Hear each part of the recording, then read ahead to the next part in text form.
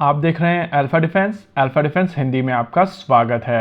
आप हमें ज्वाइन कर सकते हैं सोशल मीडिया पर, फेसबुक, इंस्टाग्राम, ट्विटर और इंग्लिश व्यूअर्स हमें ज्वाइन कर सकते हैं अल्फा डिफेंस इंग्लिश पर। आइए शुरू करते हैं आज का वीडियो।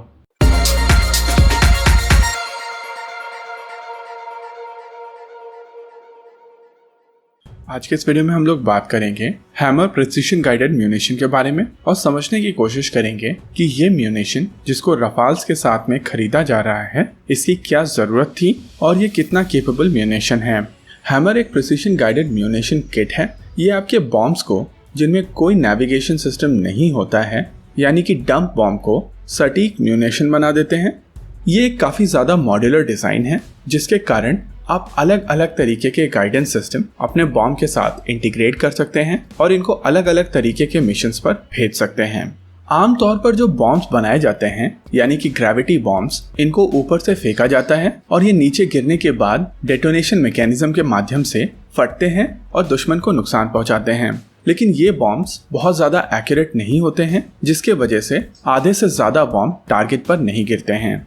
आज की तारीख में वॉरफेयर बहुत ज़्यादा प्रिसाइज होता जा रहा है और इसलिए बहुत ज़रूरी होता है कि आपके बॉम्ब्स टारगेट के ऊपर जाके गिरें और प्रिसीशन स्ट्राइक करें। और ऐसी रिक्वायरमेंट के लिए हैमर जैसी प्रिसीशन गाइडेड म्यूनिशन किट की आवश्यकता होती है। इस किट में आगे की ओर इसका गाइडेंस सिस्टम होता है। ये गाइडेंस सिस्टम आवश्यकता के अनुसार किसी भी प्रकार का हो सकता है। ये एक इनर्शियल नेविगेशन सिस्टम हो सकता है, हाइब्रिड इनर्शियल और जीपीएस गाइडेड सिस्टम हो सकता है, लेजर गाइडेड सिस्टम हो सकता है और यहाँ तक कि इंफ्रारेड गाइडेंस सिस्टम हो सकता है।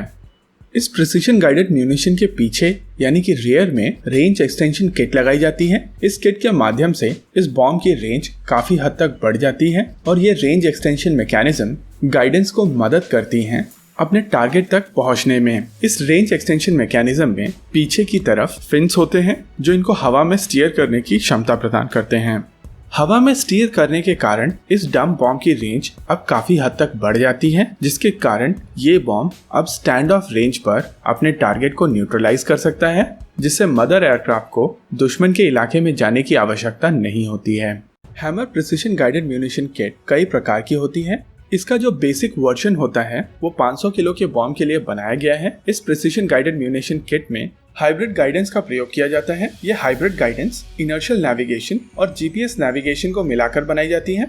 ये प्रिसिशन गाइडेड म्यूनिशन किट 3 अलग अलग तरीके के वेरिएंट्स में आती है। पहला वेरिएंट जो 125 किलो के बॉम्ब के लिए होता है, दूसरा वेरिएंट जो 500 किलो के बॉम्ब के लिए बनाया जाता है, जिसकी मदद से एक 500 किलो का dump bomb precision guided munition बन जाता है। वहीं तीसरा वेरिएंट 1000 केजी के बॉम्ब के लिए बनाया जाता है और ये 1000 केजी का डंप बॉम्ब इस म्यूनिशन किट के वजह से एक प्रिसिशन गाइडेड म्यूनिशन बन जाता है। ये एक लो कॉस्ट सोल्यूशन है प्रिसिशन गाइडेड म्यूनिशन के लिए। इस modular precision guided munition kit में 3 अलग अलग तरीके के गाइडेंस हेड होते हैं और अपने मिशन के हिसाब से आप इनमें से कोई भी एक हेड यूज कर सकते हैं। आपके पास जो 3 ऑप्शन अवेलेबल हैं वो है infrared homing head, laser guidance head और इनर्शियल नेविगेशन और जीपीएस का हाइब्रिड हेड।